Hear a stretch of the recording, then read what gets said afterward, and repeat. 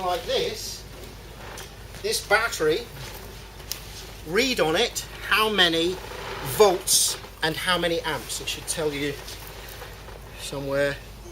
Well, if I could read. Oh, sorry. No. Okay. I haven't got my glasses either. It's 6 volts. 6 volts. 4.5 hours. So 4.5 amps. 6 volt. It says it on it. 6 volts. So 6 amount of squirt with 4.5 quantity. Right. So 6 times 4.5 is 27 or so. So how many watts is in there? 27. 27! You know a low energy bulb, which is, it says on the side of a low energy bulb, not 11 watts? Yeah. 11 watts, right? How long will this battery run that bulb for? 2 hours. Yeah! 2 hours. Yeah! 2 and a bit hours. That will run that if it was the right voltage, but this is only 6 volts and that needs 240. So we'll have to play about with the squirtiness. Right?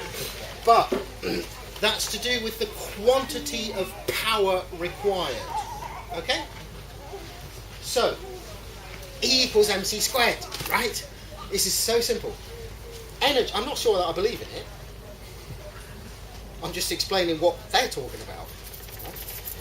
Energy measured in watts, it's in fact watt seconds. They call it joules, but anyway, never mind. Energy in watt seconds, so it would run the light bulb for 1 second, 11 watts, equals M, which is matter, measured in kilograms.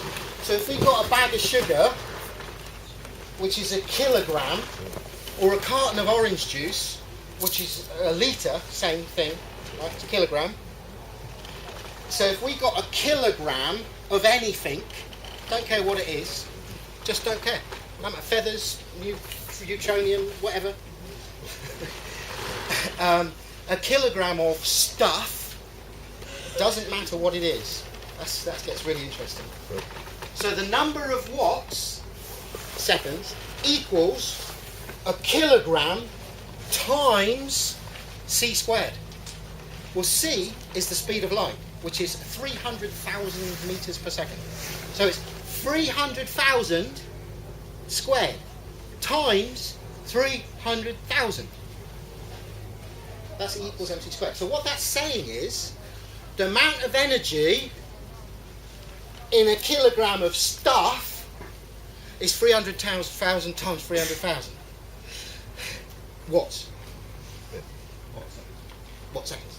You'll run it through seconds. So 300,000 times 300,000 equals, I think it comes under the general heading of blinking loads. Right? That's what E equals M, mass, matter, kilograms, c squared, right? So, that's saying then that energy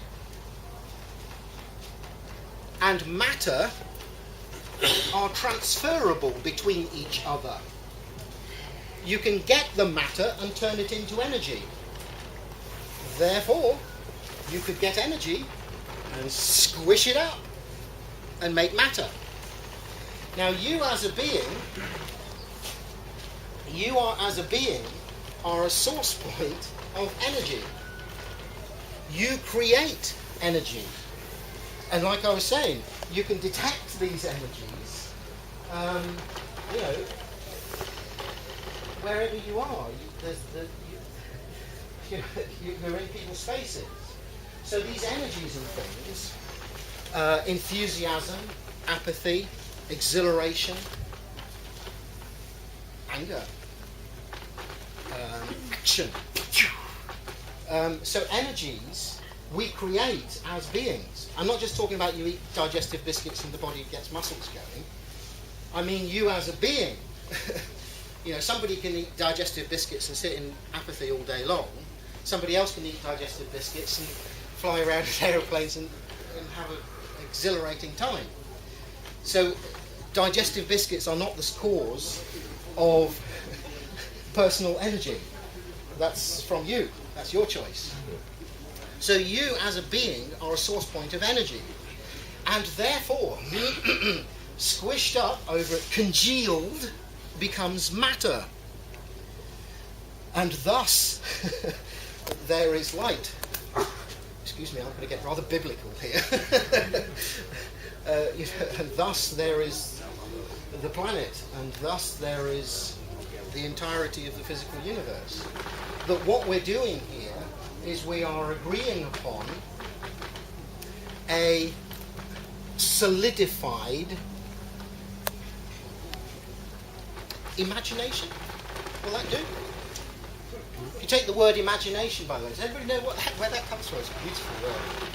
Beautiful word. It comes from image, which comes from the Magi.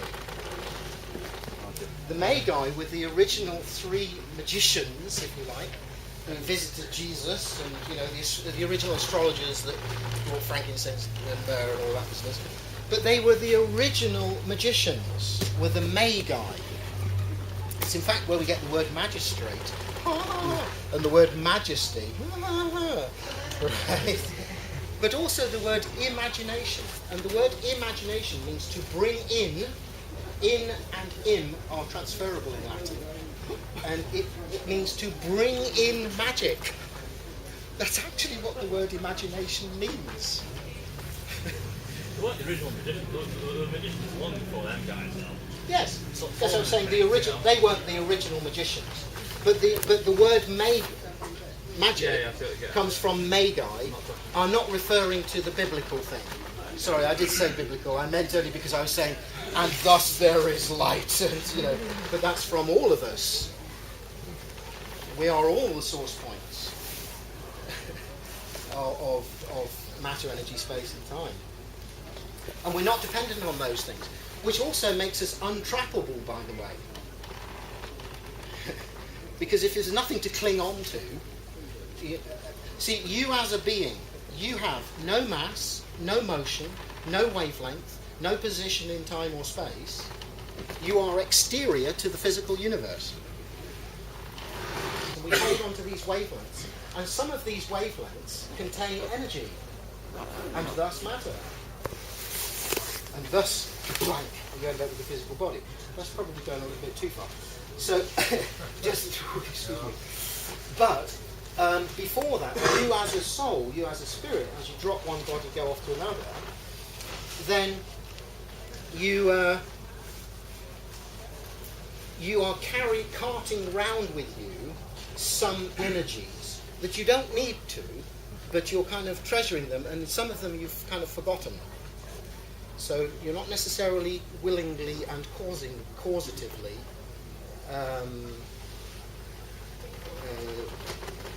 deciding what things to carry. You're just kind of lugging them about with you by habit. If that answers you. Why sometimes there might be a being has weight. Yeah. I'm not sure that that's... Yes, but essentially you as a being. Essentially you as a being, though, have no mass, no matter, no energy, no space, no time, no location. You don't need any of those things in order to be. You can choose them. You can have them. Sure, you can do that, but you don't need any of them to be. So that's why with the TruthJuice here, we have a lot of thought about what's happening in our society out there. What agreements are we making? What games are we playing? And some of those games are getting a bit out of hand. Invading other countries and dropping bombs on them, and overtaxing people, and work, money, money, work, money, money, and getting bloody miserable. It's not necessarily the most fabulous future that we could perceive for ourselves. And so then you end up with the ideas of Big Brother. That there's a Big Brother out there. Do you know that the Illuminati... everybody's heard this now. Have we all had enough of this yet? Are we all getting there? We'll give us some more, right? Do you realise when you were born? How many people know that a royal treaty was signed by your parents when you were born, and a company was set up in your name? Virtually everything. Some may not know that. A royal treaty, Regius Tratum. Royal, Regius. Tratum, treaty. Regius Tratum, registration. Registratum, right? So a royal treaty was set up by your parents that set up a company in your name, and that company is what the statutes of the United Kingdom apply to. They don't apply to you as a Homo sapien, they apply to your company. So, and a lot of people are reclaiming their sovereignty by saying that your parents didn't know that a company was going to be set up in your name, and therefore that contract is null and void. Because a contract can only be done with full disclosure. Okay? So therefore, that contract is null and void, and you are not subject to the statutes of the United Kingdom. And consideration, I understood. You know, the thing about contract and consideration for both parties. Correct. So why you get those things like capital rent. Okay. Consideration. Anybody trying to use that one, there's no consideration on the other party right over. Right. I see. The consideration. Yes, I understand. So, but we can get lost down that track so easily. We can get lost down that track. Because we can get the idea that there's a big brother. Yes, this is realization number one.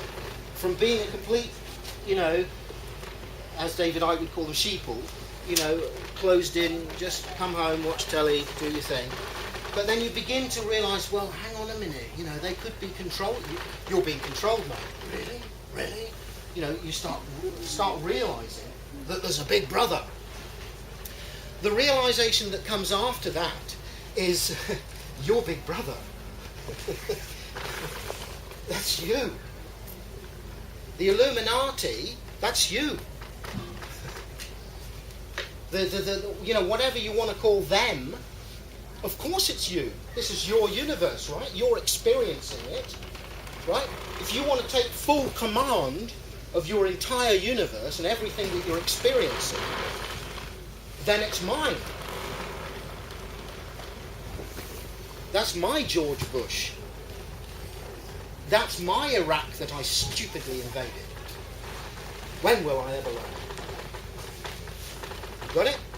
In other words, how much responsibility do we want to take for the fact that we're God? Sorry, it's a big word, isn't it? How much responsibility do we want to take for, if we believe any of this spirit stuff, right?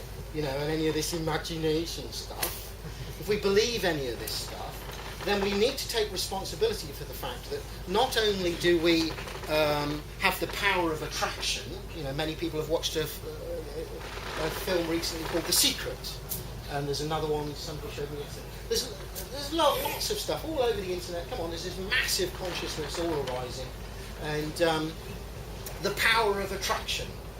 So that, when you think the right thoughts, well, the right things happen, and when you think stupid thoughts, well, stupid things happen. It's up to you, isn't it?